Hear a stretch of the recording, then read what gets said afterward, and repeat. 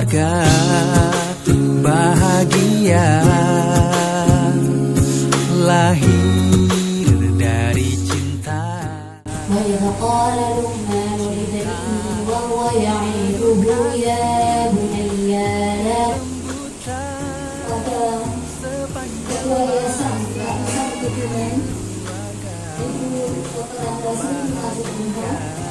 Marilah kita pertama-tama panjatkan puji dan syukur kehadirat Allah SWT.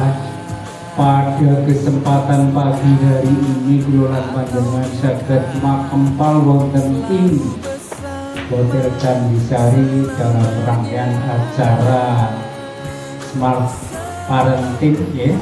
Acara kita nanti dibagi menjadi 2 sesi. Sesi yang pertama yaitu pemaparan materi, sesi yang kedua nanti ada tanya jawab. Tak lupa juga Bapak Ibu semuanya, wali siswa KPIT Azhara yang sudah hadir di kesempatan hari libur ya, ini harusnya ya Bapak Ibu ya. Masya Allah, harusnya libur, santai di rumah, bersih-bersih, atau yang nggak bersih-bersih, pinginnya ya nyantai-nyantai gitu ya. Tapi meluangkan waktu hadir di sini, semoga tercatat sebagai amal ibadah, amal silaturahmi, tolabul ilmi, sehingga tidak ada yang sia-sia ya dari waktu yang kita luangkan. Tepuk tangan dulu buat Bapak Ibu semua ini. Masya Allah, harusnya libur loh Bu Romi, saya atur waktu sedemikian rupa ya, karena ini sebenarnya awalnya mintanya hari Sabtu awalnya itu buku beritu ya, terus ternyata apa, ganti minggu Bu, kita ikhtiarkan biar bapaknya hadir. Maka alhamdulillah saya lihat di sini Masya Allah banyak bapak-bapak keren. Saya cuma nggak tahu kalau bapaknya hadir ini, saya tahunya cuma mengikhtiarkan wali banyak yang hadir, berarti kan bundanya gitu. Masya Allah ayahnya ikut hadir ya. Baik, Bapak Ibu sehat semuanya? Sehat, ya. Sehat artinya apa sih? Sehat artinya apa? Oh tidak sakit, jadi gitu ya. Sehat artinya senang hatinya. Apalagi punya anak di usia dini, itu wajib apa? Wajib bahagia dalam mengasuhnya. Karena bahagia orang tua tertransfer ke anaknya. Baik. Tutup, buka, tutup, bertepuk tangan. Buka, tutup, bertepuk tangan. Digulung-gulung, sambil tersenyum. Digulung-gulung, sambil tertawa. Sambil tertawa. Alhamdulillah, saya nambah saudara pagi ini ya. Mohon izin saya kenalan sebentar. Perkenalkan, nama saya Ibu Rofiah, panggil saja Bunda Rofi. Saya sama seperti emak-emak semua ini ya. Saya ibu dari 3 orang anak. Anak pertama kedua sudah usia ABG ya, sudah remaja. Yang paling kecil SD kelas 3 ya. Saya tinggalnya di Pejagoan Bapak Ibu, tepatnya di seberangnya kampus Universitas Putra Bangsa. Nah, sehari-hari saya diamanai Allah untuk bekerja sebagai psikolog ya. Baiklah, boleh Bunda Rofi tanya, siapa yang selama ini pernah mengalami stres? Boleh tunjuk tangan. Aku mau tunjuk tangan, gak enak Bu Rofi. Oh iya, makasih Pak, gitu ya. Stres itu artinya tekanan. Stres, tekanan. Tekanan artinya ujian. Dan tidak ada orang hidup yang tidak punya ujian. Jadi kalau kita pernah stres, syukuri, berarti tandanya masih hidup. Yang kedua, nggak ada orang hidup yang nggak punya masalah. Betul atau betul? Oh. Atau ada yang mau saya cek, siapa yang selama ini nggak pernah punya masalah? Cung. Betul ya? Betul ya. Tapi Masya Allah, masalah itu Allah hadirkan agar kita bertumbuh menjadi pribadi yang lebih kuat, lebih dewasa, begitu ya. Nah, maka yang biasanya membuat stres sih apa sih Bapak Ibu? Cuan. Oh cuan, oke Pak. Cuan Bu Rofi bikin stres, apalagi yang bikin stres? Oh kerjaan, ya Allah Bu Rofi, kerjaan datanya banyak, apalagi? Cuan, kerjaan, pasangan, oh pasangan, ya Allah, ini yang jajar-jajar pasangan. Pak, Ibu pernah bikin bikin bapak stres nggak? Dia mau jawab nggak enak, ibunya di sebelahnya, udah dikodok awas lo ya. Masya Allah, mikir cuan, mikir kerjaan, mikir pasangan, mikir anak, anak bikin stres. Oh iya ya Allah. Baiklah, nanti kita akan diskusi bersama seputar itu, bagaimana kita mengelola dan mendidik anak-anak kita, karena anak ini harus disiapkan menjadi generasi emas bangsa ya. Saya praktekkan diri Bapak Ibu di Lembaga Psikologi Ervision Pejagoan, juga bertugas di Poli Jiwa dan Nafsa Puskesmas Karanganyar.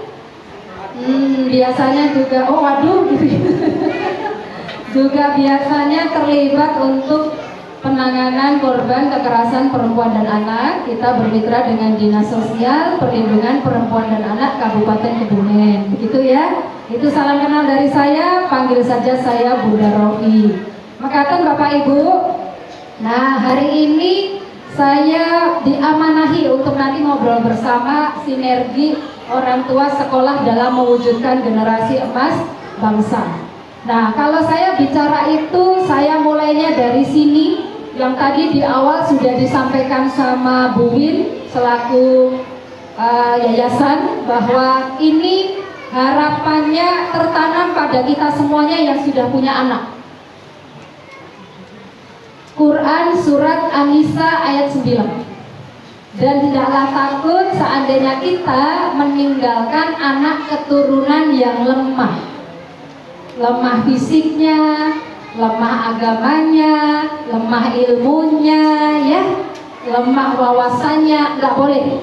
Anak kita semuanya harus dicetak menjadi anak-anak yang lebih sukses dari ibu dan ayahnya. Sepakat? Cek. Siapa di antara bapak ibu yang kepingin anaknya lebih sukses dari bapak ibunya? Tunjuk tangan, katakan saya. Alhamdulillah. Ini wali TKIT, KBIT, Az-Zahra memang keren-keren. Tunjuk, tepuk tangan dulu, tepuk tangan. Alhamdulillah. Ditanya fast respon. Kalau fast respon berarti apa? Insya Allah siap untuk mendidik anak-anak tersebut menjadi generasi yang nantinya generasi emas betul. Bukan cuma perak, apalagi perunggu, ya. Karena ini tantangan kita, Bapak Ibu, bahwa kita tidak ingin anak-anak kita nanti menjadi generasi yang lemah. Ciri generasi lemah itu paling nggak ada 3, Bapak Ibu. Kita nggak kepingin anak kita jadi generasi lemah. Di generasi yang lemah paling nggak, Bunda Rofi nyebut ada 3 ciri. Pertama, generasi lemah itu generasi yang dia nggak mampu ngadapin masalah, bahkan berujung depresi. Padahal nggak ada orang hidup yang tidak punya masalah. Ke depan, masa depan anak kita, masalahnya lebih mudah atau semakin berat? Makin berat. Maka dibutuhkan anak-anak yang punya ketangguhan, punya daya resiliensi, kemampuan untuk bisa bangkit dari masalah. Tapi masalahnya Bapak Ibu, sekarang kita prihatin dengan kondisi remaja saat ini. Kemarin di Hari Kesehatan Mental Dunia, ada satu remaja putri yang bahkan bisa lompat dari lantai 5 Mall Paragon Semarang. Sebelum lompat, dia nulis surat kan ke mamahnya, "Mama, maafin aku capek mah, aku lelah, aku pamit ya mah." Coba ayah, bunda, seandainya yang nulis surat itu adalah anak kita, apa yang akan kita rasa? Apa yang akan kita rasa? Ngenes, Bu Rofi, anak yang saya melahirkannya bertaruh nyawa, tapi pada saat mereka sudah beranjak remaja bahkan dewasa, ketika punya masalah berpikir mati adalah solusi. Ini yang kita nggak mau nanti terjadi pada anak keturunan kita. Ya, anak keturunan kita semuanya, maaf, harus betul-betul kita bentuk nanti menjadi anak-anak yang tangguh, anak-anak yang kuat. Ini fenomena pertama. Karena memang apunten Bapak Ibu, dari sejak pandemi Covid kemarin, tahun berapa sih pandemi Covid kemarin? 2019-an. Itu kasus angka kesehatan mental remaja, kasus gangguan mental pada remaja, angkanya meningkat drastis. Maka ini menjadi tantangan saya dan Anda, bagaimana nanti bisa mendidik anak yang memiliki kesehatan mental, kesehatan jiwa yang baik. Belum lagi, nah kalau tadi Bu Rofi nyebut ciri generasi lemah itu yang pertama nggak bisa ngatasin masalah. Maka karena nggak bisa ngatasin masalah, nggak sedikit yang akhirnya apa? Lari dari masalah. Jadi kalau punya masalah, ada yang kemudian dia frustasi, berakhir depresi. Tapi ada juga yang mengatasi masalah, tapi nambah masalah. Berawal dari strategi coping yang salah. Strategi coping itu ngatasin masalah, tapi caranya nggak benar. Ini yang Bapak Ibu lihat, ngapunten, gambar ini menunjukkan betapa beberapa anak ada yang keliru ketika punya masalah. Larinya kemana? Larinya kemana? Rokok, miras, narkoba, gitu kan? Mereka punya masalah, nggak usah sekolah deh, aku gabung aja ke sama anak-anak pang. Maaf, pernah lihat model anak pang yang begitu? Bapak Ibu biasanya lihat di mana? Di jalan, di sekitar lampu merah, sekitar kereta. Bahkan kemarin saat saya edukasi ke salah satu sekolah, Bapak Kepala Sekolah ada yang matur, Bu Rofi, kalau musim liburan biasanya anggotanya nambah. Kok bisa Pak? Karena banyak anak yang nggak betah di rumahnya sendiri. Tiap hari ibunya reang. Akhirnya daripada anak capek, larilah dia ke perempatan jalan. Bisa apa sama anak itu sih? Main aja sama kita. Di sini nggak ada marah-marah. Di sini nggak ada mata melotot. Di rumah ada kah? Nggak ada ya. Ini mau jawab nggak ada. Pasangan di sebelahnya. Tapi kakinya di samping injak. Awas loh dia. Ada ya ini? Oh enggak, duduknya jauh ya, nggak bisa nginjek kaki ya. Dia duduknya deket-deket nih kayaknya. Oh iya, tapi ini menunjukkan romantis ya. Masya Allah. Oke, ini gambaran generasi lemah ya. Belum lagi kasus yang begini, maaf. Ciri generasi lemah yang ketiga itu yang tidak mampu mengendalikan syahwat. Tidak mampu mengendalikan hawa nafsunya. Salah satunya adalah, nah kasus-kasus yang begini maaf ya, kasus anak hamil anak, pelajar yang nggak sampai lulus sekolah karena sudah hamil terlebih dahulu. Berita yang macam gini Bapak Ibu sering lihat di televisi? Sering wirawiri di lini masa sosial media Anda? Ini yang nanti harus dijaga. Karena memang fenomenanya maaf Bapak Ibu, anak-anak kita ini Masya Allah ya, ini pertumbuhannya cepat anak sekarang itu. Bertambah besar, bertambah tingginya cepat, tapi maaf, perkembangannya tidak sebanding dengan pertumbuhannya. Maka disebutkan anak sekarang banyak yang tubuhnya sudah matang, dia sudah balik, tapi belum berakal. Coba kita lihat anak sekarang, menstruasi kelas berapa Bu? Kelas 5, banyak yang sudah menstruasi ya. Kelas 6 bahkan ada kelas 3 kemarin Bu, ada. Kelas 6 SD paling tinggal 1-2 yang nggak menstruasi. Tanya dong dulu emaknya kelas berapa? SMP. Dulu emaknya maaf makan telurnya seminggu sekali. Kalau anaknya tiap hari makannya ayam telur. Anak sekarang mah ya Allah makannya tiap hari ayam telur, sosis, nugget gitu ya. Full gizi pokoknya. Belum lagi yang kedua selain full gizi, tontonannya. Ayo lihat sinetron anak sekarang judulnya apa Pak? Pak, saya nggak tahu sinetron Bu lah judulnya. Coba sinetron sekarang judulnya apa Bu? Oh Azab. Ini sebelah sana kayaknya pecinta sinetron Azab. Iya kan? Coba sinetron zaman sekarang, aduh judulnya Cinta Pada Pandangan Pertama, Jodoh Yang Tertukar, yang nonton anak TK. Maka anak TK lihat, mas-mas, mbak-mbak masih TK, bisa bilang apa? Cie-cie. Ya Allah, dulu bapak ibunya TK masih ingusan.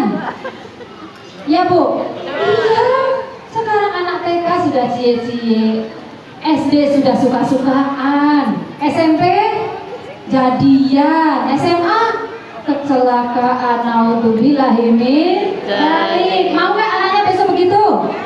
Enggak. Maka butuh usaha. Kalau nggak mau begitu, iringi pertumbuhan fisik anak yang memang cepat, juga diiringi dengan apa? Anak ngerti tanggung jawab. Saya sering bilang, nak kamu tuh kalau sudah haid, berarti sel telurmu udah mateng. Tubuhmu tuh sudah sama seperti perempuan dewasa. Berarti kamu bisa hamil. Kalau nggak jaga pergaulanmu, ya, maka alhamdulillah ini anak-anak ini termasuk anak yang harus dididik punya rasa malu. Karena kalau anak nggak punya rasa malu, dia bisa berbuat sesuka hatinya. Salah satunya apa? Malu saat auratnya terlihat. Maka alhamdulillah ini anak-anak saya senang masih kecil, udah latihan pakai jilbab warna-warni, ya, boleh, ini bagus. Cuma kalau anak ini masih kita ajarkan, belum wajib, ya, wajibnya nanti kalau sudah balik.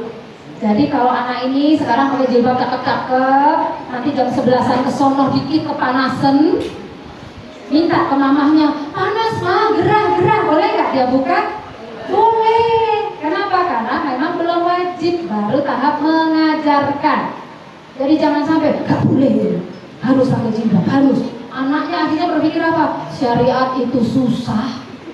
Jangan, ke anak itu ngajarin syariat yang penting apa? Happy. Oh, jilbab tuh cakep-cakep tuh bentuknya anak-anak gitu kan, dan simple. Tapi kalau emaknya nggak boleh gitu. Jam 11 ke atas gerah Bu Robi. Izin sama saya, lepas ya. Suaminya izin, wah suaminya besok yang ditanya sama Gusti Allah harus bertanggung jawab, ya. Oke, ini generasi lemah yang dia nggak bisa mengontrol syahwatnya, dan ini kasusnya saya nggak kepingin semakin banyak kasus anak hamil anak. Iya Pak, disebut anak itu yang usianya masih di bawah 18 tahun. Anak sudah hamil anak, tahu nggak kira-kira janin yang dikandung itu kualitasnya kayak apa? Oh, jauh sana jauh stunting Bu Robi. Sangat mungkin, karena setiap perutnya membesar, setiap kali itu juga dia akan pukul perutnya. Bayangkan yang namanya ibu hamil setiap hari ngalamin stres, apa yang terjadi pada janinnya? Ya kan? Nah, ayo, ada ibu yang lagi hamil nggak? Ada ibu yang lagi hamil nggak? Ini kayaknya wajahnya masih muda-muda, usia produktif kan ya? Mana yang lagi hamil? Saya mau tunjuk tangan tapi nggak enak gitu ya. Saya pesan kepada ayah, kalau istrimu sedang hamil, buat dia bahagia. Siap ayah? Ibu lagi hamil? Oh enggak, kirain ibu terus pegang-pegang perut. Oh iya, OTW ya, OTW. Bapaknya sebelah, ayo bun, gitu. Oh saya expired. Ya, ini. Kemudian dari sinilah Bapak Ibu tidak bisa mengendalikan syahwat, tidak bisa mengendalikan marah. Maka kasus-kasus begini, aduh, kita tuh kalau baca sebagai orang tua rasanya prihatin. Kemarin Kebumen ada ya kasus seperti ini ya? Kebumen ada ya? Kasus anak yang bisa menghabisi nyawa orang tuanya sendiri. Maka saya pastikan anak ini punya luka pengasuhan dari ayah dan ibunya, sehingga saat dia sudah dewasa gak ada cinta, gak ada sayang kepada orang tua. Ya, dan kasus seperti ini gak sedikit. Maka inilah anak-anak generasi lemah. Anak generasi lemah itu gak bisa ngatasin masalah, berujung depresi. Kalau ngatasin masalah larinya ke tindak yang salah, gak bisa mengendalikan syahwat, gak bisa mengendalikan marah. Prihatin kita sebagai orang tua. Maka dari sinilah Bapak Ibu, pagi ini bertemunya kita bukan sebuah kebetulan. Pasti memang sudah tercatat dalam takdir saya dan Anda bahwa pagi ini kita akan ketemu di Candi Sari. Dan saya berharap ini jadi pertemuan yang bermakna, bahwa hari ini kita bersama-sama akan mendampingi anak-anak, Masya Allah ini ya, anak-anak yang hadirnya memang dulu kita minta kepada Allah. Betul, dulu Bapak Ibu minta? Minta sama Allah Pak? Mintanya gimana Pak? Nyuwun Gusti Allah anak yang baik, pintar, soleh, soleha, nggak kurang suatu apa ya Allah. Begitu ya Bapak Ibu ya. Maka ingat, sesuatu yang kamu minta kepada Allah dan dikabulkan oleh Allah itu menjadi janjimu kepada Allah. Kelak engkau akan ditanya bagaimana kamu didik anakmu. Maka Bapak Ibu bisa menjawab, ya Allah, dulu waktu KB TK saya dititipin di KBTK Az-Zahra karena di sana anak saya diajarin ngaji, betul? Diajarin doa-doa, diajarin surat-surat pendek yang mungkin Bapak Ibunya nggak cukup waktu mengajarkan, ya. Oke, ini kemarin anaknya sekolah di KB Az-Zahra, ini kesepakatan bersama Bapak Ibu? Bapak Ibunya? Atau ibunya saja? Oh, khawatirnya kalau ibunya saja nanti kalau ada apa-apa ayahnya bilang, ibu sih dulu, gitu ya. Ini Bapak Ibu semua ya? Alhamdulillah. Kalau begitu kan ada apa-apa didiskusikan bersama, ya. Maka Bapak Ibu, tantangan kita sama, saya dan Anda, karena kita orang tua di zaman digital begini, dikaruniai anak, dan harus kita hantarkan anak yang dulu lahir dalam keadaan suci, besok kembali ke Allah dalam keadaan suci. Bapak masih ingat waktu dulu anaknya lahir? Waktu anaknya lahir, Anda azani atau tetangga yang azani? Tetangga Pak? Tetangga Pak? Oh, tetangga? Beneran Pak? Tetangganya? Oh, Bapak masih gak bisa dampingi? Oh iya, gak apa-apa Pak. Istrinya yang mana sih Bapak? Saya penasaran. Bener Bu, dulu yang ngajarin tetangga? Oh, bercanda. Bapak loh. Untuk istrinya gak marah. Iya toh Pak? Azan di telinga mana? Telinga kanan. Iqomah di telinga dengan harapan apa? Kenapa diazani? Anak yang didengar adalah kalimat-kalimat tauhid, kalimat-kalimat baik, gitu ya Bapak Ibu ya. Coba dulu apa yang Anda rasakan waktu mengazani anaknya, Pak, yang pakai baju putih. Ya Allah, resiko duduk di depan. Ya. Apa yang Bapak rasakan dulu pertama kali waktu ngajarin anak, Pak?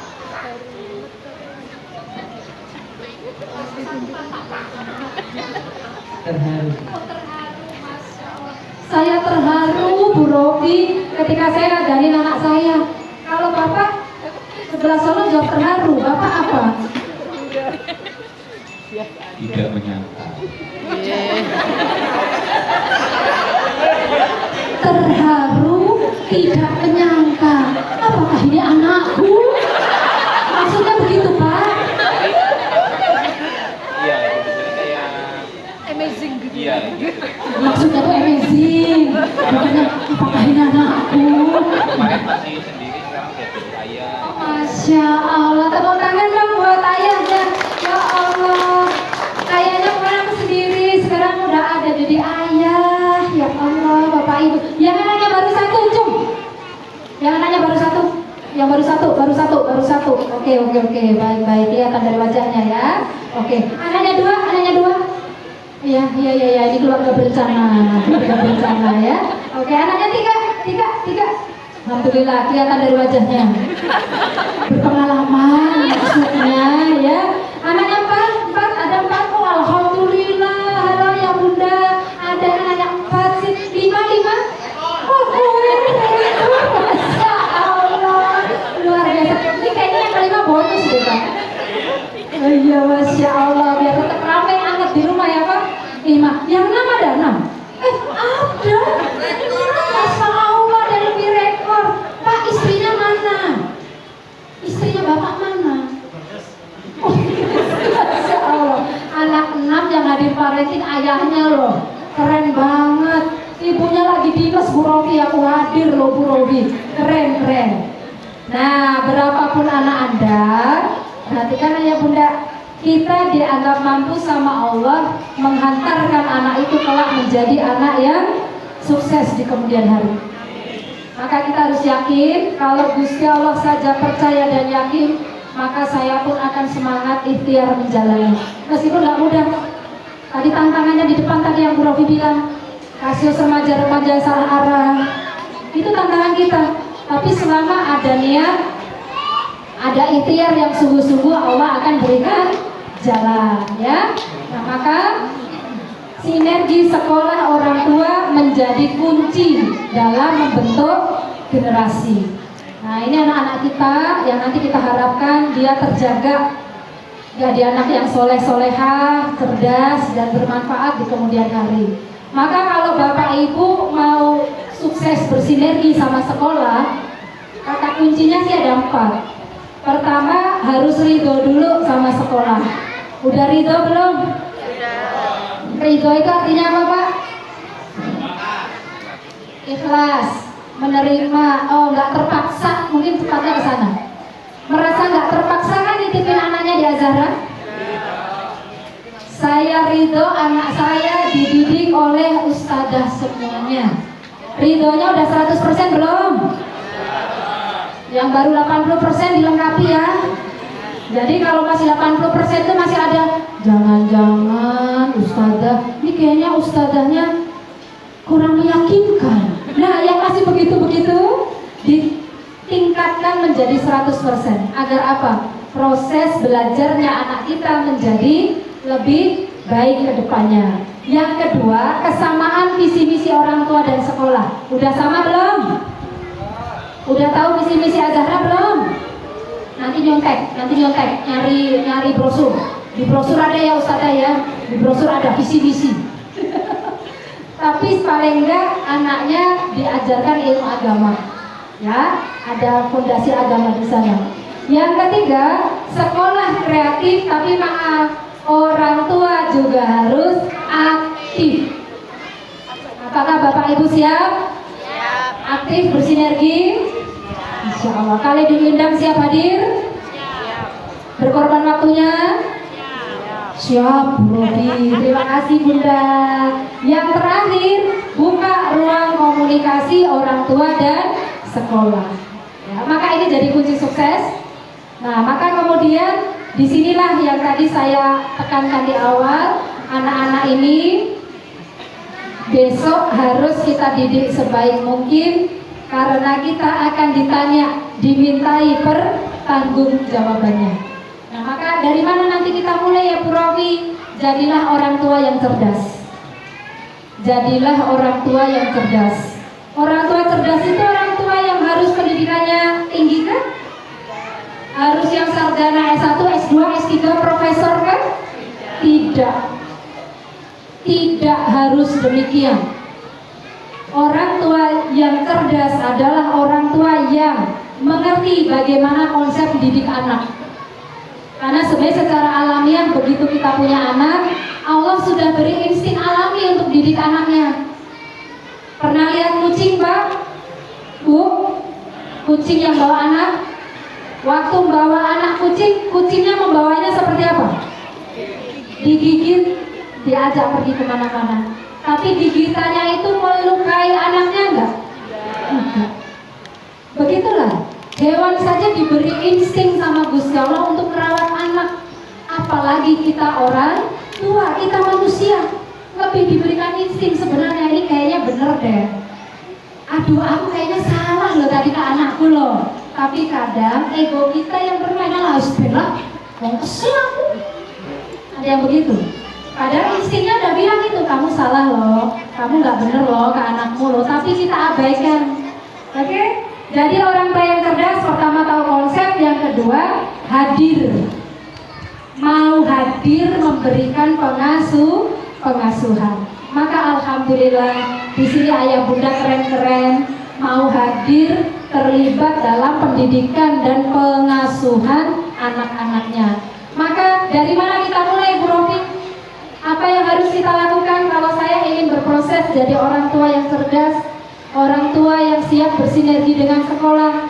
Ada beberapa hal dan tolong ini nanti jadi PR Bapak Ibu semua. Siap ya?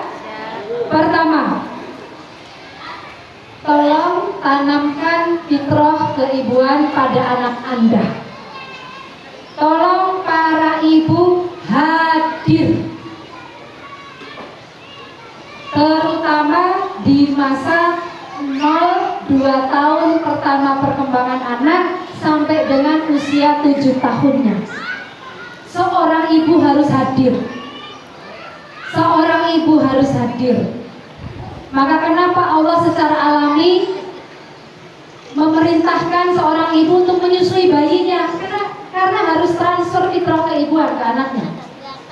Maka kalau ada ibu dengan gelar sarjana yang tinggi, dia taruh gelar kesarjanaannya demi merawat anaknya, saya salut sama mereka.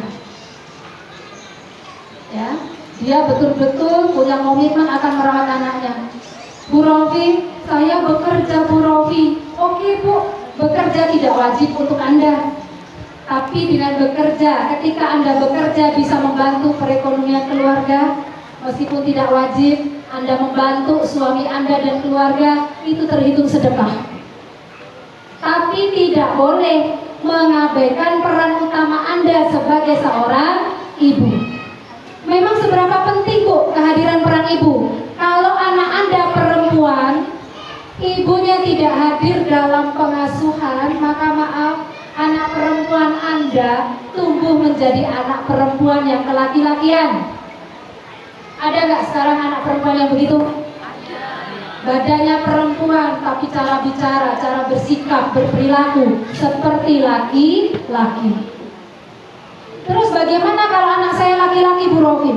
Anak laki-laki yang ibunya tidak hadir, maaf Ibu, anak Anda tumbuh menjadi anak laki-laki yang nggak punya empati, nggak punya rasa kasih sayang, dekat dengan kekerasan. Maka saya berani meyakinkan kalau ada laki-laki dewasa yang dia melakukan kekerasan dalam rumah tangga, pelaku KDRT, saya berani jamin dia anak, figur anak yang dari kecil gak dapat fitrah keibuan dari ibunya.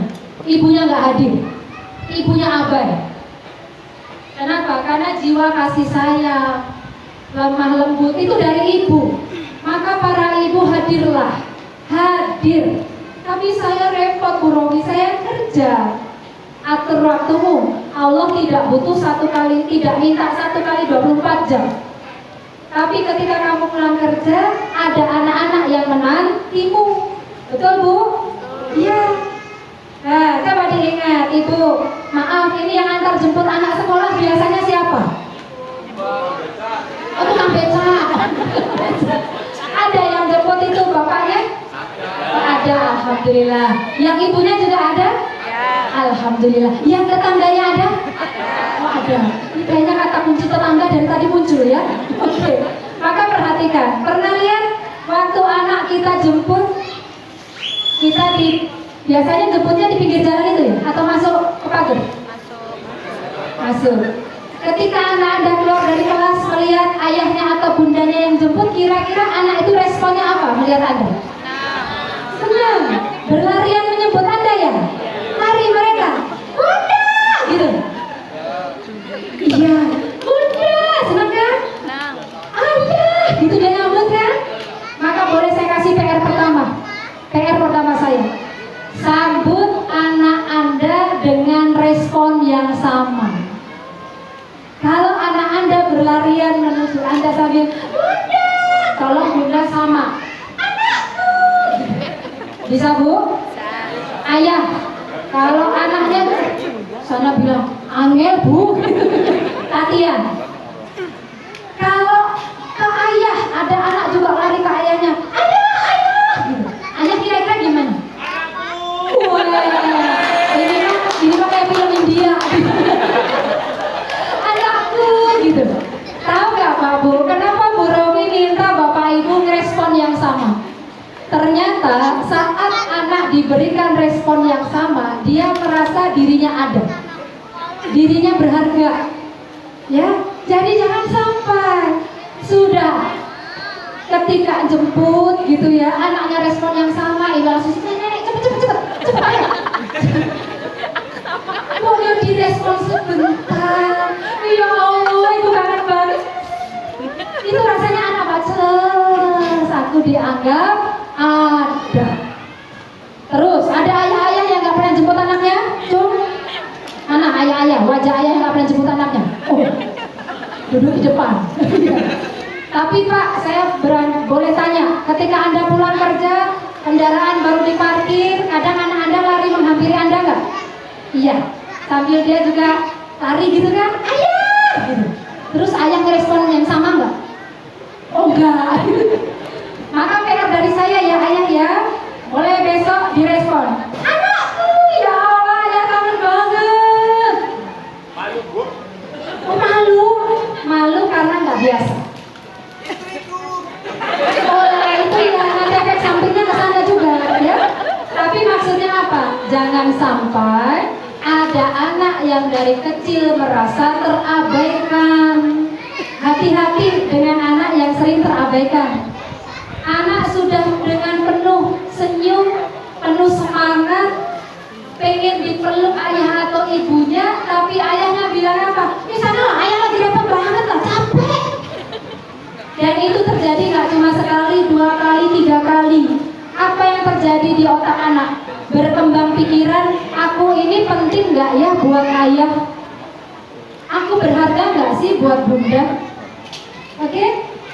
Yang namanya pengabaian, diabaikan, itu menimbulkan luka. Tapi luka yang tidak nampak, tapi sakitnya dibawa sampai dia dewasa, Bapak Ibu, maaf. Bu Robi tahu dari mana? Dari pasien-pasien kita. Anak-anak yang ternyata apa? Merasa dirinya nggak dianggap ada sama Bapak Ibunya. Maka siap respon anakmu dengan senyummu, dengan sambutan hangatmu. Kenapa? Anakmu butuh kamu. Siap Bapak Ibu? Siap. Apa tadi? Praktek apa? Anakku gitu ya.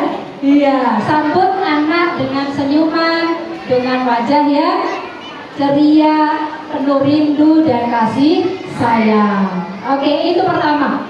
Tolong para ibu hadir. Siap Ibu? Siap. Yang kedua, tenang Bu. Tenang Bu. Tidak cuma ibu yang diharap hadir. Para ayah, halo ayah. Halo ayah. Hadirlah. Sip, ini Wali Azhara keren-keren ya. Semangatnya 45 karena mau 17-an ya Pak. Mau balap karung kayaknya ya. Nah, para ayah hadir. Karena Indonesia masuk kategori fatherless country, negara yang ayahnya tidak hadir dalam pengasuhan anak. Coba kita lihat fenomena ayah saat ini. Tanggung jawab mengurus anak diberikan kepada ibu dan sekolah. Betul tidak? Banyak anak yang jarang ketemu dengan ayahnya karena kesibukan.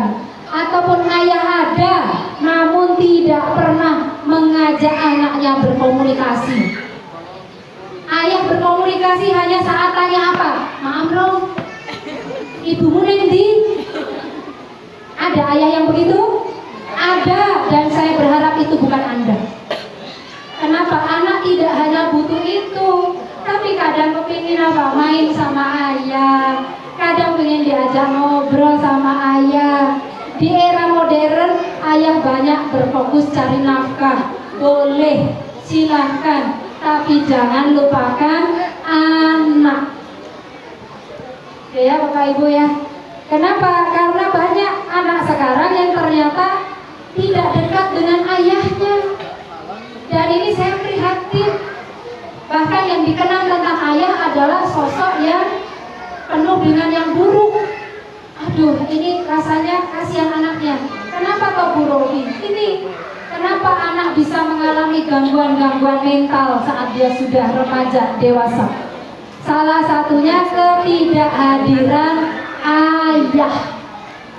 Ketidakhadiran ayah. Kenapa Bu Robi? Kok anak kalau ayahnya nggak hadir cenderung alami gangguan kejiwaan, gangguan mental? Karena ayah itu memberi rasa aman, ayah. Ayah itu fitrahnya memberi rasa aman di rumah. Kalau ayah memberikan rasa aman ke ibu, maka ibu bisa mengasuh anaknya dengan sepenuh jiwa raganya. Ayah sudah pernah bilang terima kasih sama istrinya? Tolong ini sekarang sampingnya ada istrinya ya. Tolong boleh saya minta bilang terima kasih ke istrinya. Masya Allah. Belum titik tapi Pak, belum titik. Masih koma. Terima kasih ya istri terima kasih ya Ibu, terima kasih ya Bunda, terima kasih ya Umi. Terserah jenengan manggilnya apa. Kamu sudah capek merawat anak-anak kita. Kamu udah capek membuat rumah kita menjadi tertata. Masih belum titik, masih koma. Terakhirnya apa? I love you. Nah, terakhirnya sarangeo. Gitu ya. Boleh Bapak Ibu lakukan itu? Boleh saya beri waktu yang sekarang, maaf hadir couple. Iya, depan saya persis, sampai kiri saya persis, sana juga, silakan. Boleh bilang. Karena istrinya yang bilang, lewat aja lah bro bilang. Malu ya. Ayah, saya mau kasih tahu dulu nih, kan mumpung ada ayahnya ya. Karena kemarin ada sekolah tuh yang keren banget Ustazah. Kemarin itu salah satu SDIT di Purworejo ngadain parenting yang hadir tapi ayah semua. Ayah semua. Jadi hadir 250-an ayah, istrinya semua di rumah jaga anak. Saya aja kaget, Masya Allah ini sekolahnya bisa menghadirkan bapak-bapak semua. Saya bilang ke para ayah, tahu nggak siapa hari ini yang paling berbahagia dengan kehadiran ayah di sekolah? Mereka langsung jawab apa? Istriku Bu.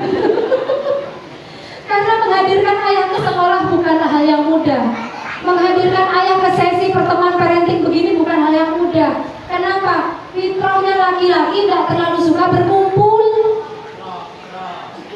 Betul Bu? Betul. Maka Masya Allah ini di sini sampel ayahnya sudah ada. Maka ayah, saya pesan kepada ayah, sesekali ucapkan terima kasih pada pasanganmu bahwa dia sudah mendidik anaknya, sudah merawat rumahnya dengan baik, gitu ya. Ketika ada ucapan terima kasih ya Bu, ya Allah Pak, lelahnya dalam seharian hilang semua. Oke, PR dari saya ya. Buat para ibu yang suaminya nggak hadir, nanti sampein Pak, dapat PR dari Bu Rofi, Bapak suruh bilang makasih sama aku.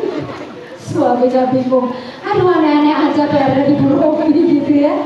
Tapi Masya Allah, kalau istri Anda bahagia, maka dia merawat anaknya dengan kesabarannya. Anak-anak juga tumbuh bahagia, betul atau tidak? Anak bahagia berasal dari ibu yang bahagia. Ibu yang bahagia berasal dari suami yang bisa meratupkan dan membahagiakan dia. Suami yang bahagia berasal dari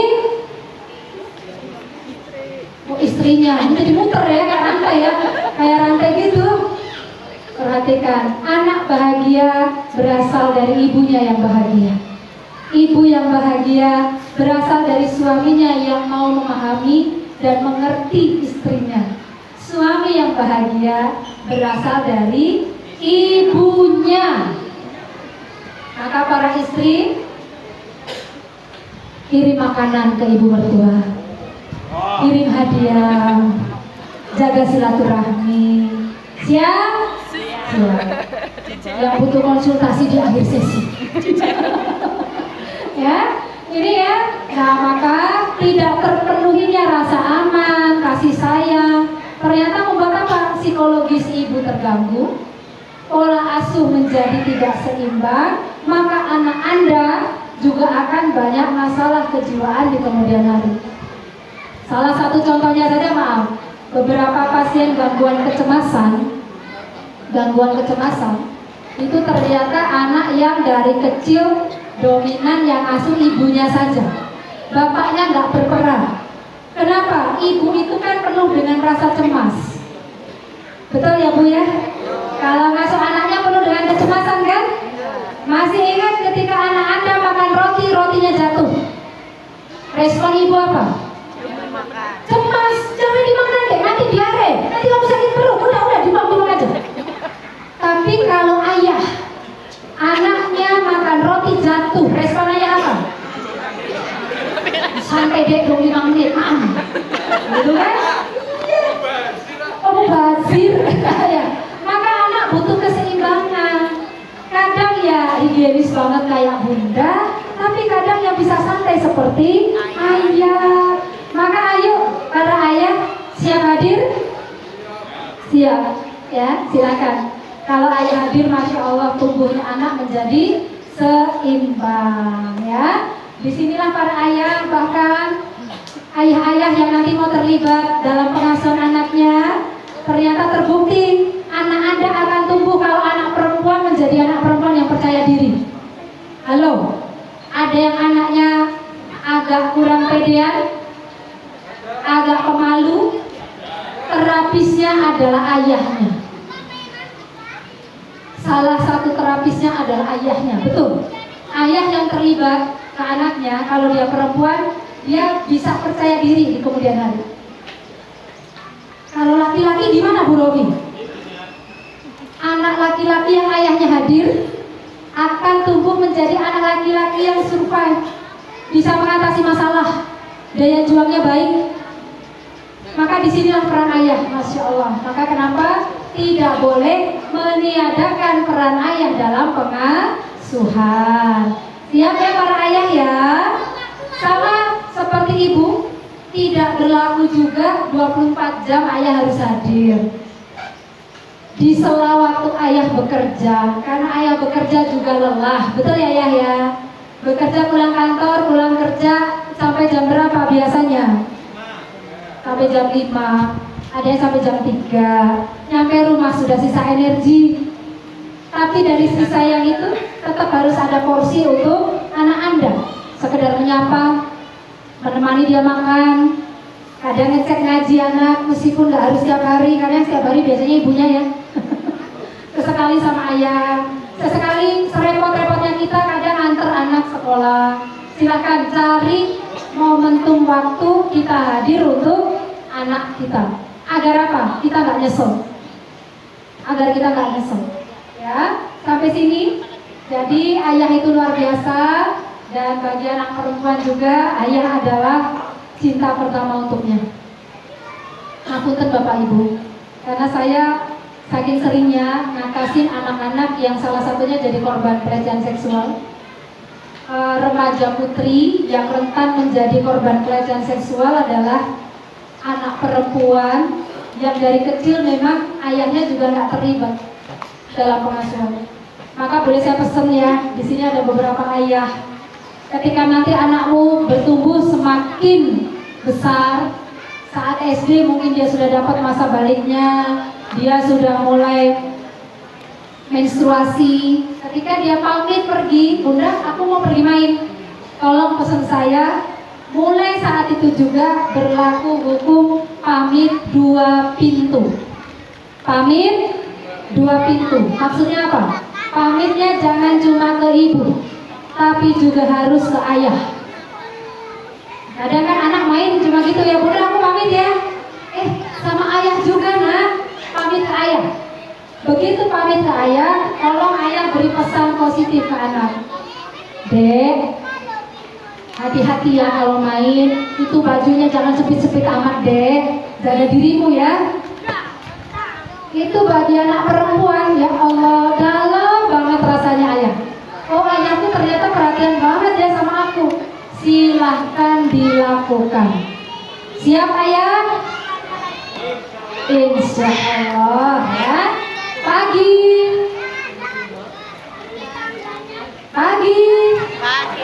Semangat pagi. Snacknya masih? Iya. Jam berapa ini? Oh iya, masih ya. Kalau udah hampir habis saya di kode ya. Oke. Saya sampai setengah 11. Setelah ibu terlibat, ayah terlibat, yang ketiga ayah ibu harus kompak. Dah. Ibunya sudah hadir, ayahnya sudah hadir. Yang ketiga ayah ibunya kompak. Dah, kompak.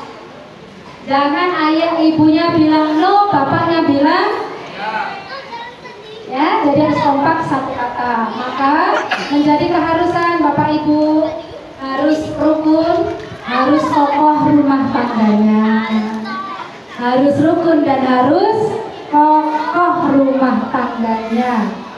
Karena berumah tangga adalah ibadah terlama, maka jaga cinta senantiasa ada. Ya, oke? Ya, sudah melewati periode romantic love sama menikah? Orang kalau menikah akan melewati beberapa tangga pernikahan. Tangga pertama disebutnya tangga romantic love. Saat dia yang ada cuma indah-indahnya saja. Sudah dilewati romantic love-nya? Sudah. Tangga kedua setelah romantic love disebut tangga distress. Saat dia tak seindah yang kubayangkan. Aku pikir istriku perempuan yang sabar, lembut, rajin, tapi ternyata saat sang istri juga mulai melihat, dulu tak kira suamiku tuh rajin, kalau subuhan ke masjid, tapi ternyata, maaf Bapak Ibu, sudah saling melihat kekurangan pasangan? Berarti Anda sudah masuk di periode distress. Ya, oke. Tenang aja. Kalau Anda bertahan sampai detik ini, berarti Anda sudah melewati tangga yang ketiga. Tangga yang ketiga disebut tangga knowledge. Knowledge itu artinya belajar. Aku mau belajar jadi istri yang lebih baik. Aku mau belajar jadi suami yang lebih baik. Maka biasanya ibu-ibu jadi rajin belajar, ikut apa? Seminar, sering dengerin podcast, cari ilmu, jadi istri yang solihah gitu ya. Yang suami-suami juga belajar sebenarnya Bu, tapi suami kalau belajar nggak mau dilihat istri, betul Pak? Meskipun kadang istri kalau ada artikel yang agak ini tujuannya ke suami, di-share ke suami, tapi suami nggak mau terlihat membaca. Tapi tenang Bu, jangan dibaca. Tapi tolong kalau nge-share artikel ke suami jangan yang panjang-panjang. Suami mau baca, halah tuh boleh kan moco semenang kayak gitu ya. Yang simpel-simpel ya Bun. Ya. Suami Anda juga belajar, maka Anda bertahan sampai detik ini. Maka masuklah tangga yang keempat. Ada 5 tangga ya. Yang keempat itu disebut tangga transformation. Saya berubah. Saya berubah agar terjaga sakinah, mawadah, warohmah. Maka sampai titik yang kelima disebut tangga true love, cinta sejati, cinta yang sesungguhnya, tahap menua bersama. Masya Allah, itulah kita insya Allah. Tepuk tangan dong buat kita, Masya Allah. Yang masih mau bertahan bersama pasangannya masing-masing, meskipun tahu kekurangannya. Udah tahu kekurangannya kan? Tapi please Bu, Pak, jangan terlalu lama melihat kekurangannya, tapi juga syukuri kelebihannya. Siap? Ya, maka kenapa ini harus dilakukan Bu Romi? Karena menikah bukan cuma soal cinta saja, tapi juga soal bertanggung jawab bersama atas hadirnya anak-anak. Kenapa toh Bu Romi penting banget ya Bu? Sangat. Hasil riset menunjukkan anak-anak yang bermasalah, remajanya salah arah, berasal dari keluarga yang tidak harmonis. Keluarga yang tidak harmonis itu menghasilkan anak-anak yang banyak masalah. Maka kalau mau anak tumbuh kembang yang baik, kita sama pasangan berusaha rukun. Nah, kalau pesannya Ustaz Adi Hidayat itu, saya suka belajar dari beliau. Kalau lihat pasanganmu, lihatlah di situ ada Allah di situ. Ada Allah di situ, maka kita lihat, oh iya, suamiku di jalanku menuju surga. Aku berbakti pada suamiku. Istri, suami kalau lihat istri sama, lihat istrimu tuh kayak jalan surgamu. Oh, aku harus menyayangi istriku. Kalau lihat anak sama, oh ini jalan surgamu anak-anakku, harus tak didik sebaik mungkin. Begitu. Maka insya Allah kalau itu dipakai, keluarga kita bahagia, terjaga, terhindar dari banyaknya problem perkawinan kontemporer. Nih, Bu Robi kalau mau bedah problem perkawinan kontemporer, ngeri problemnya mah. Semua yang di sinetron itu, maaf, saya sudah Saksikan memang ada real di tempat praktek. Mulai dari kasus apa? Perselingkuhan. Mulai dari kasus apa? Masalah ekonomi, masalah narkoba, masalah KDRT, masalah suaminya nggak mau sholat, masalah adiksi pornografi, penyimpangan seksual. Ada semuanya Bapak Ibu. Maka yuk kita berbenah. Kalau kemarin sempat salah nggak apa-apa. Sekarang punya tekad, usia makin bertambah, anak makin besar, harus berproses mendewasa bersama pasangan. Siap Bapak Ibu ya? Insya Allah ya. Maka dari sini pesan saya, sudah berjuang Bu Robi mendewasa, tapi kadang ya ada masalah. Maka kalau ada masalah, hindari konflik dengan pasangan di depan anak. Oke ya, senggol pasangannya. Janji ya mulai hari ini kalau marahan jangan di depan anak. Kenapa sih Bu Robi? Anak cuma melihat, mendengar, merasakan, tapi nggak bisa berkata-kata. Kalau anakmu bisa berkata, dia akan bilang, aku sayang ayah, aku sayang bunda. Dua-duanya tak sayang, tolong jangan marah. Maka jangan sampai kalau lagi marah, udah adek, mau ikut bunda apa ikut ayah? Jangan. Anak sayang semuanya ya. Oke, maka dari sini Bapak Ibu mari berproses belajar. Keluarga harmonis bukanlah keluarga yang tanpa masalah. Semua orang berumah tangga pasti punya masalah, tapi jadikan konflik, masalah itu menjadi fundament untuk kita bersama pasangan bertumbuh menjadi pribadi yang makin dewasa, berkembang, mampu bertahan ketika nanti ada masalah yang lebih besar. Siap ya Bapak ya? Bersama-sama.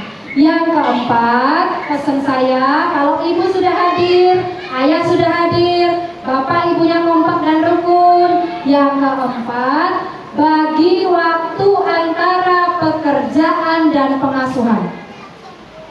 Bagi waktumu. Wayai kerja, wayahnya di rumah ada anak, asuhlah anakmu. Jangan sering-sering bawa pekerjaan ke rumah. Atur waktu, anak harus ada waktu bersama orang tuanya, ya. Waktu ini nggak tergantikan. Coba Bapak Ibu dibaca slide-nya. Tolong slide tulisan besar dibaca. Gajimu tidak akan bisa menggantikan waktu kebersamaan bersama anakmu. Dan kalau kita bekerja, tapi saat di rumah please ada anak menanti kita yang dia butuh Anda sebagai orang tua, ya. Maka hadirlah karena anak membutuhkanmu. Maka boleh saya pesan Bu Romi, memang biar kita sebagai orang tua itu dekat sama anak, gimana sih Bu Romi? Perbaiki komunikasi biar dekat sama anak. Mau nggak tak kasih tips? Mau nggak? Mau nggak diberi tips Bapak Ibu? Mau. Tips pertama kalau mau dekat sama anak, sering-sering sentuh anak. Sering sentuh anak. Kalau anak laki, mana yang anaknya laki? Tunjuk tangan. Yang anaknya cowok, yang anaknya cowok. Masya Allah. Kalau anak cowok tuh senang banget disentuh area sini. Anak ayah, keren, semangat ya. Anak laki-laki senang disentuh di area pundak. Ini sentuhan yang menguatkan dia. Yang anaknya perempuan, tunjuk tangan. Yang anaknya perempuan. Kalau anak perempuan senang disentuh di area punggung. Punggung itu anak perempuan senang. Ada ayah lagi mampu anak perempuannya, coba disentuh punggungnya. Nah, kalau nyentuh yang halus Pak. Nah, gini ya, yang halus. Anak ayah gitu ya. Sering sentuh anakmu, anak perempuan di punggung situ. Kalau dari teori kesehatan mental, sehari paling enggak anak Anda kalau mau sehat jiwa raga sentuh minimal 4 kali. Berapa kali? 4 kali sulit boten ayah. Boten Bu Rofi, alhamdulillah. Pulang kantor, adek salim boleh. Gak harus di punggung terus ya. Salim itu kan juga sentuhan, salim. Atau anak lagi main, pokoknya di kira-kira sendiri sehari paling sedikit 4 kali saya harus nyentuh anak saya. Itu tips pertama, sering sentuh anakmu. Yang kedua, berikan kalimat positif atau kadang penguatan sayang dan coba tunjukkan kadang dengan bisik-bisik. Halo, yang anaknya lebih dari 1? Anaknya lebih dari 1 tunjukkan itu. Kadang-kadang bisik-bisik sama dia. Adek, ayah sayang kamu. Itu anak apa? Ayah makasih. Anaknya senang. Mama sini. Tak bilangin, bunda mau bilang.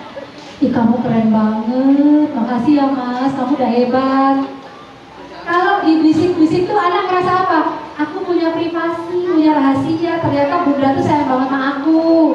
Ternyata ayah tuh sayang sama aku. Ada yang anaknya di sebelahnya? Tolong bisik bu, bisik coba bu. Bisik ke dia, ibu mau bilang apa? Oh malah ajak cerita. Bisik-bisik kan kadang orang tua kadang gitu kan ya. Pas lagi banyak orang, banyak temennya, sini tak bilangin gitu. I love you. Itu anak rasanya seneng banget. Oke, kata-katanya terserah ya bunda. Yang penting kalimat positif dan kadang dilakukan bisik-bisik. Yang terakhir, kalau kamu pengen dekat sama anakmu, kadang doakan anakmu di depannya. Pernah nggak doain anaknya tapi di depan dia? Ya Allah, semoga anaknya ayah ini tumbuh jadi anak yang soleh, jadi anak yang pintar dan sehat selalu ya Allah. Terus anaknya bilang amin gitu ya. Itu anaknya senang banget. Oh, ternyata ayah itu kepingin aku tuh soleh. Ternyata ayah itu kepingin aku tuh pintar. Ternyata ayah itu pengen aku baik. Siap? Praktek?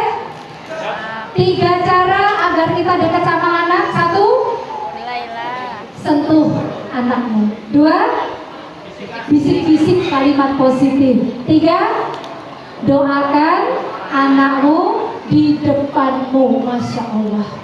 Kalau itu dilakukan, ayah bunda, kok pelan tapi pasti alhamdulillah anak kok makin dekat ya sama saya. Anak kok makin punya ikatan, kita menyebutnya bonding. Punya bonding yang baik. Anak yang punya bonding baik dengan bapak ibunya, biasanya apa? Dia tumbuh menjadi anak yang survive. Punya masalah itu dia lebih tough gitu, lebih bisa ngadepin masalah. Mau seberat apapun hidup dia ke depan, dia sudah punya fondasi yang kokoh. Dan itu diberikan oleh ayah dan bundanya, ya. Itu maka bolehlah bicara dan berpikir. Ini yang tadi Bunda Rofi sudah sampaikan. 4 belayan, 8 belayan, 12 belayan lakukan. Jadi paling dikit 4. Ya, tapi nggak harus dihitung-hitung juga. Yang pasti semakin sering nyentuh anak semakin baik. Itu kemudian yang kelima, seimbangkan antara pendidikan akademik, spiritual, agama, dan juga emosi. Jadi jangan fokus hanya pada pokoknya anak pinter akademik, jangan rugi nanti kita. Jangan lupa spiritualnya, emosinya juga diasah dengan sebaik-baiknya. Ya, maka menjadi keharusan setelah ini Bapak Ibu wujudkan keluarga yang nyaman untuk anak bertumbuh, karena kebutuhan dasar anak adalah berada di keluarga yang nyaman dan aman. Maka kalau kata Pak Ustadz itu, bentuklah keluargamu menjadi baiti jannati. Apa itu Bapak Ibu? Rumahku, surgaku. Dah, rumahnya harus adem, rumahnya laksana surga. Jadi anak pulang ke rumah itu rasanya bahagia, tumbuh kembangnya sehat jiwa, raga. Maka dia juga siap menjadi pemimpin bangsa. Terima kasih, tepuk tangan buat Bapak Ibu semua. Sebagai penutup dari saya, tolong dibaca bersama-sama. Kita tidak bisa mengubah anak-anak kita jika kita juga tidak mau berubah. Paham maksudnya ya Bapak Ibu? Kalau kamu ingin merubah anakmu, mulailah dari merubah dirimu. Terima kasih. Ada benarnya datangnya dari Allah, ada salahnya mohon dimaafkan. Saya kembalikan kepada moderator. Saya tutup dulu. Assalamualaikum warahmatullahi wabarakatuh. Assalamualaikum warahmatullahi wabarakatuh. Perkenalkan, nama kami Taryo Noviadi.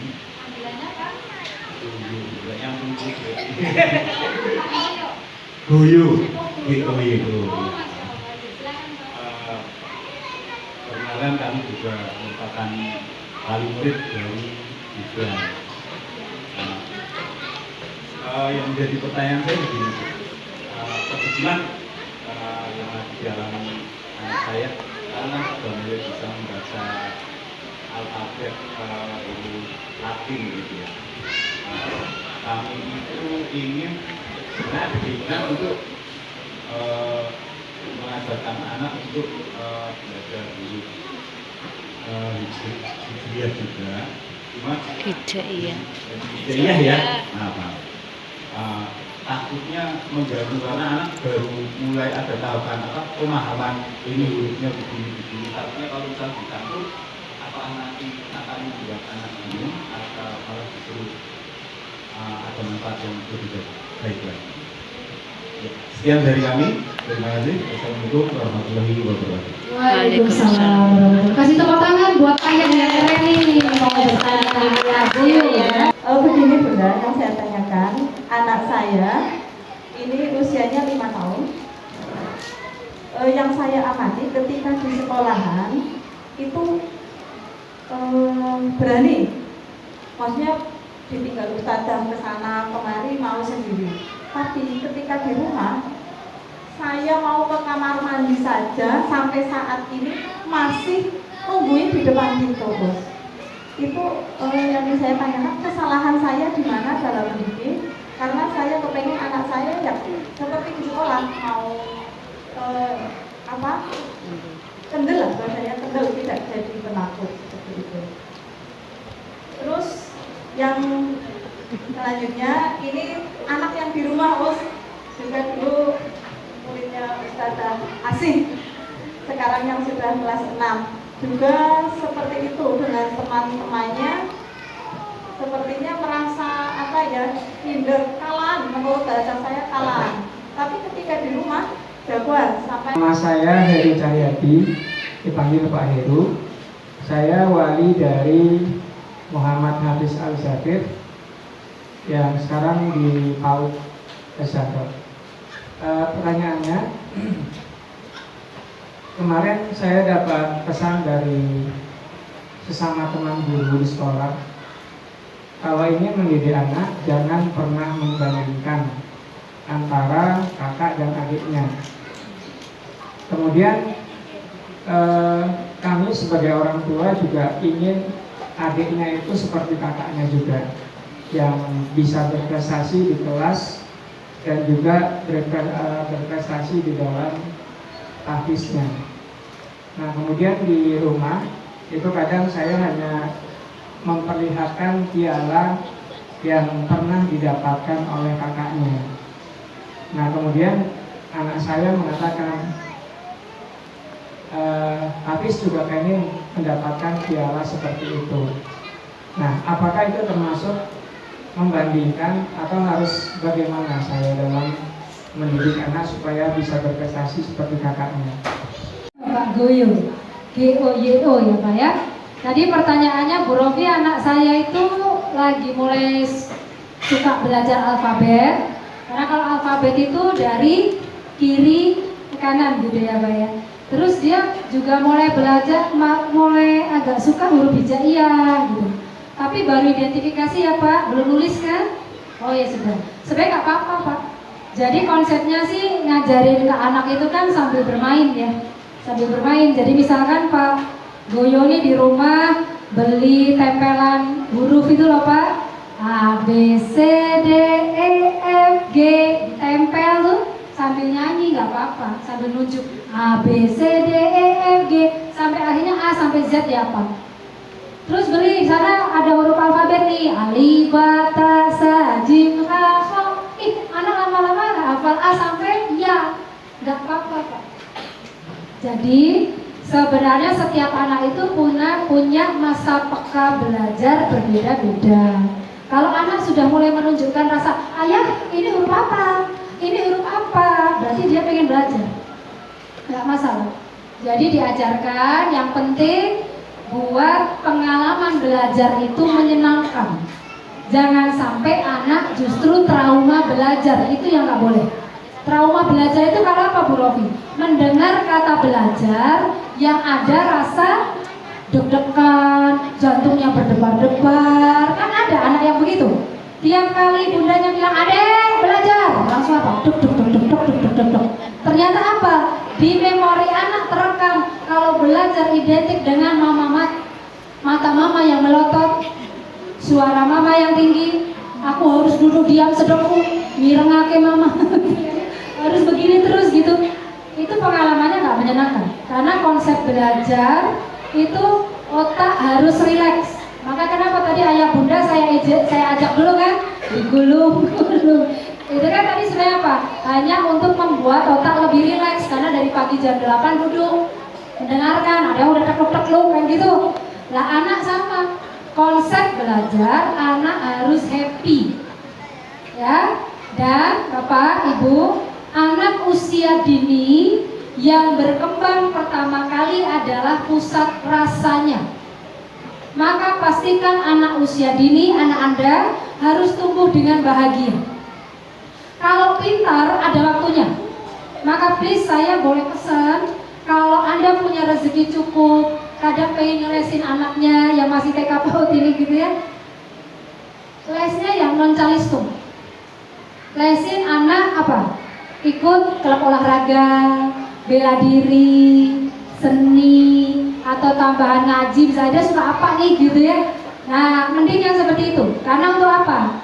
Menstimulasi semua organ dan inderanya dulu. Jadi jangan ujuk-ujuk anak usia masih 4 tahun suruh les membaca, sekali duduk bisa 1 jam gitu ya. Sehingga akhirnya apa? Anak hanya akan bisa baca, tapi sesungguhnya dia nggak suka baca. Anak hanya bisa nulis, tapi suatu saat dia nggak suka menulis. Gitu ya Bapak Ibu ya. Terus kalau nanti saya pengen mulai sih banget gitu, gimana Bu Romi? Untuk persiapan SD nggak apa-apa, barangkali TKB semester 2 itu ya, itu nggak apa-apa. Kenapa? Karena indera-inderanya itu sudah terstimulasi, sudah menggunting bagus, sudah meronce baik ya. Ini otot-ototnya sudah berkembang baik, motorik kasarnya sudah bagus, nggak apa-apa. Tapi kalau masih 4 tahunan, ya 5 tahunan ya tahan dulu deh. Gitu ya Pak Goyo ya. Jadi kalau anaknya suka, alhamdulillah Pak, berarti udah masa peka belajar. Bapaknya sambil nyanyi bareng. Pernah nyanyi bareng sama anaknya Pak? Oh sering, alhamdulillah. Begitu ya Pak. Yang kedua tadi dari bundanya Mas Aska, Masya Allah. Yang kelima ya Bu yang memecah rekor ya Bu. Bu Rofi, Mas Aska ini kalau di sekolah pemberani, pede. Tapi kalau di rumah kenapa ya Bu? Ngintilin saya kemana-mana. Bu, di sekolah anak sudah berjuang. Di rumah dia pengen bermanja. Jadi Bun, ya dia sebenarnya kangen aja sama bundanya. Kepingin saya kayak gitu udah dipeluk bentar. Tapi kombinasikan kasih sayang dan ketegasan. Misalkan udah kita sayang sudah, tapi maaf ya Aska, sekarang bunda harus mandi ke kamar mandi. Jadi Mas gak usah nunggu depan mainan. Jadi haknya dia untuk, istilahnya kan dia udah pisah sama bunda dari pagi sampai jam 4 ya? Oh sampai jam 4? Jam 2:30 kan? Itu sudah lama. Jadi pas dia pulang wajar, aku pengen main sama ibu. Oh takut, itu mah cuma ini Bu, apa sih, ada di balik takut ada maunya. Maunya sebenarnya apa? Aku kangen sama bunda. Bukankah aku dari pagi sampai siang udah sama ustadzah? Aku sekarang pengen sama bunda. Itu tuh kayak bentuk rasa kangen gitu loh. Gitu ya Bu, jadi caper aja dia, cari perhatian, pengen agak punya waktu lebih lama. Gitu ya Bun ya. Didorong, boleh. Kayak misalkan contoh, saya anak 3 yang paling sulit dulu diajari toilet training yang tengah, yang cowok. Jadi cewek, cowok, cewek. Memang anak laki itu agak lebih lama diajari masalah toilet training. Jadi pas usia TKB, kakaknya itu sudah bisa, yang perempuan itu udah biasa lah ya, dia buang air besar sini udah bisa cebok dan macam-macam. Ini yang cowok yang tengah ternyata dulu TK-nya paling lama. Sudah bisa tapi nggak mau. Karena apa? Dia terlalu manjanya ke ibunya, maaf ya, anak cowok itu manja ke ibunya lebih lama. Dan ibunya sayang ke anak cowok lebih dibanding anak perempuan. Sebenarnya kalau mengaku, meskipun dia bilang enggak bro, bisa sama kasih sayangnya. Enggak, secara alamiah ibu itu sayang ke anak laki itu lebih gitu ya. Apalagi anak paling bontot bu. Bontot sementara apa bontot? Oh dikali aja, bapak enggak ini, bapak enggak ini. Ya, maka gimana caranya Bu Rofi? Memang kudu didorong. Maka apa? Waktu itu setiap kali dia sudah selesai buang air besar, dia akan teriak-teriak manggil, Bunda, sudah, Bunda, sudah. Padahal dia sudah bisa diajarin cebok. Maka saya dengan sengaja, maaf mas, Bunda lagi repot. Mama latihan sendiri dulu. Praktekin yang Bunda udah ajarin. Saya sengaja nggak akan ngajarin dulu. Jadi memang kudu didorong. Begitu sudah, baru kita mendekat. Gimana? Sudah? Baru kita tinggal tuntasin aja. Setelah itu apa? Kasih jempol. Makasih ya, kamu udah keren, udah bagus. Tadi sudah mau cebok sendiri. Anak ibu udah makin pinter. Itu seneng banget ya. Oh berarti Bunda itu bangga kalau aku mandiri ya. Gitu pun. Tapi kalau dia ngintil, kemana-mana kita ya karena memang kebutuhan dia itu harus dipenuhi dulu. Jadi saya tangki cinta dalam seharinya belum penuh sih, jadinya kan ngejar Bunda terus. Gitu ya Bun ya? Oke. Yang kedua, kakaknya kok agak nggak terlalu pede ya Bu di sekolah. Kami salahnya apa? Bunda nggak salah. Karena tadi Bunda udah tanya apa salah kami ya Bu? Enggak Bunda. Ini tepatnya lebih ke kepercayaan diri anak atau kemampuan bersosialisasi. Itu kan memang dipengaruhi banyak faktor. Bisa karena pertama kepribadiannya. Ada anak yang memang PD-nya over, ada anak yang PD-nya tengah-tengah, tapi ada anak yang PD-nya ini kalau didorong tengah, ya nggak mau tampil. Maka kenali anak kita, karena itu berarti menjadi pribadinya dia. Biasanya aspek genetik ada di situ dan pembiasaan. Yang kedua Bu, kalau ini terjadi di usia kelas 6 SD, karena kelas 6 SD periode peralihan dari kanak-kanak ke pubertas, sehingga hormonal dia mulai bentuk konsep diri. Aku cakep nggak cakep, aku pinter apa nggak pinter, aku tuh kayak apa. Kadang sering insecure, itu kan di kelas 6 SD. Puncaknya SMP. Jadi kalau dia kadang malu-malu gitu, didorong pelan kerjasama sama ustazah, tapi jangan langsung kita patahkan, nggak apa-apa. Butuhnya dia dimotivasi apa yang jadi kelebihan dia. Begitu Bu, dan terus diberikan semangat. Gitu ya Bun ya. Terima kasih Bunda Mas Aska. Yang terakhir tadi dari Ayah Heru, ayahnya Mas Hafiz ya Pak ya. Pertama tadi anaknya di PAUD, kalau di sekolah cerita, tadi aku ditendang, tadi aku tasku dilempar. Saya sebagai orang tua harus gimana ya Bu Rofi? Pertama dengarkan, yang kedua tanya apa yang kamu rasakan. Sebagai orang tua wajib mendengarkan, setelah itu tanya emosi anak. Oh, lah Mas Hafiz rasanya gimana kalau diperlakukan begitu? Aku sebel, kan aku yang sakit ayah. Oh iya ya, terus empati. Oh iya bener ya Mas, kalau ditendang pasti sakit ya perutnya ya. Mau nggak ayah ajarin? Besok kalau temenmu melakukan itu lagi, kamu tolong ingetin temenmu. Jadi ngajarin sikap asertif. Kamu harus ngomong ke temenmu, gini caranya dek, jangan nendang ya, kalau ditendang perutku sakit. Diajarin sampai cara ngomongnya Pak, karena masih anak PAUD, nggak bisa hanya dengan nasihat. Dikasih contoh realnya. Syukur-syukur yang terakhir Bapak role play, Bapak pura-pura jadi temennya, Bapak kayak adegan mau mukul, anaknya kamu bilang apa? Paham kan? Nah itu untuk ngajarin anak mekanisme mempertahankan dirinya dan berani mengingatkan teman. Tapi please jangan ajarkan anak kalau kamu ditendang, tendang balik deh. Kalau anak kamu pukul balik, jangan. Itu namanya ngajarin kekerasan. Karena memang maaf ya, kalau anak usia PAUD TK begini, saat dia pengalaman pertama bersekolah kan sedang latihan bersosialisasi, wajar kadang keinjak, kepijak, ketendang, kelempar tasnya, kadang ada yang tipenya iseng banget gitu. Nah, maka ajarin anak kita punya sikap asertif. Dulu anak cowok saya juga sering, Pak, waktu masih TK PAUD itu kalau pulang ya laporan, tadi kakiku keinjak lah, yang apa gitu. Maka ajarin, adek besok bilang ke temennya ya, jangan diinjek ya, sakit. Terus, jadi ini namanya sikap asertif. Berani ngomong kalau kamu tuh nggak nyaman. Begitu ya, Pak? Oke. Yang kedua, tadi pertanyaannya ayah itu apa ya, Bu? Oh iya, kakaknya kebetulan berprestasi, ada piala-piala. Ayah juga kepingin adiknya bisa ngikutin kakaknya. Kira-kira itu saya membandingkan apa bukan ya? Asal tidak mengharuskan sama. Kamu besok kudu koyok kakak. Itu berarti boleh aja, Pak. Misalkan ide, kakak kalau kayak gini tuh dia kira-kira seneng nggak ya? Seneng gitu. Apalagi anak juga muncul, aku juga pengen kayak kakak lah ya. Itu nggak apa-apa. Tapi jangan menuntut anak kita, adik harus sama kayak kakak. Itu tekanan batin. Kamu harus sama kayak kakak loh. Kakakmu kan pintar berprestasi, kamu juga harus. Jangan. Ayah, bunda, setiap anak punya potensi yang beda-beda. Kalau diibaratkan bunga, setiap anak mekar bunganya ada waktunya dan tidak sama. Ada yang waktu SD udah kelihatan bibitnya mekar.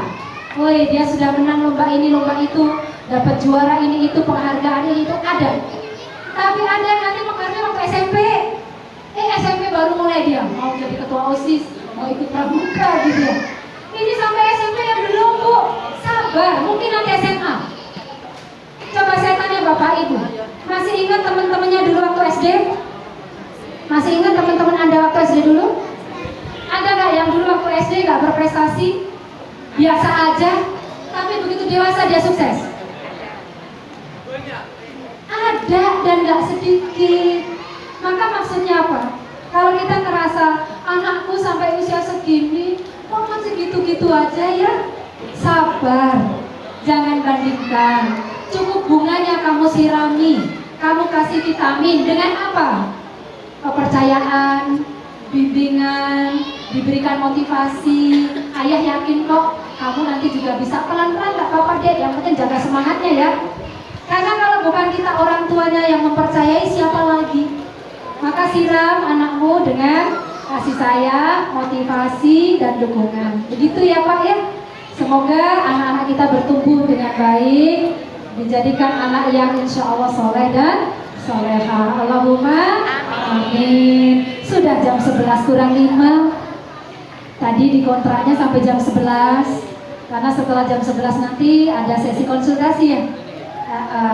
Maka tidak ada termin kedua ya Ustazah ya. Begitu Bapak Ibu, dan saya lihat juga ada bunda yang sudah nafasnya dalam. Halo Bun, capek ya Bun ya? Bu Romi, kalau punya anak segini-segini, yang capek itu area fisik. Entah kakinya pegel, pundaknya kesel, gendong sana sini. Maka kalau udah jelang maghrib banyak ibu-ibu mulai cari minyak gosok. Kesel ya Allah, gitu ya Bu. Tapi bunda ayah, tolong nikmati masa itu. Kalau kamu tidak mau capek-capek ngerawat anakmu di masa sekarang, nanti semakin besar capekmu pindah ke sini. Kalau anaknya udah gede, kita akan sering pegang kepala kita. Mumet, aku ngurus anakku, wes gede tapi saya kayak bocah. Maka yuk capek-capek urus anak bareng-bareng, kudu kompak. Ingat pesan saya tadi, apa yang harus Bapak Ibu lakukan? 1, bunda terlibat. 2, ayah hadir. 3, ayah ibu harus kompak. 4, bagi waktu antara kerja dan anak. 5, seimbangkan ilmu dunia dan akhirat. Terima kasih Bunda Rofi yang telah menyampaikan materi dari awal tadi sampai selesai. Banyak sekali ilmu yang sudah didapatkan, dan hari ini Ustazah membawa door prize ya Ustaz? Oh iya, untuk penanya tadi insya Allah Ustazah mau bagi sedikit door prize. Yeah.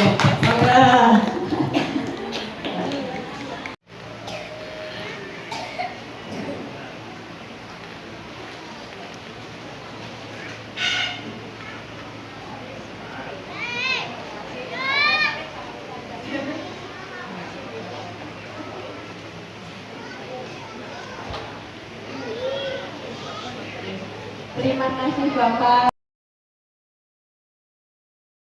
Bunda Rofi yang telah membagikan ilmunya kepada kita semua sehingga kita mendapatkan tambahan ilmu dalam hal parenting. Semoga menjadi manfaat buat kita semua.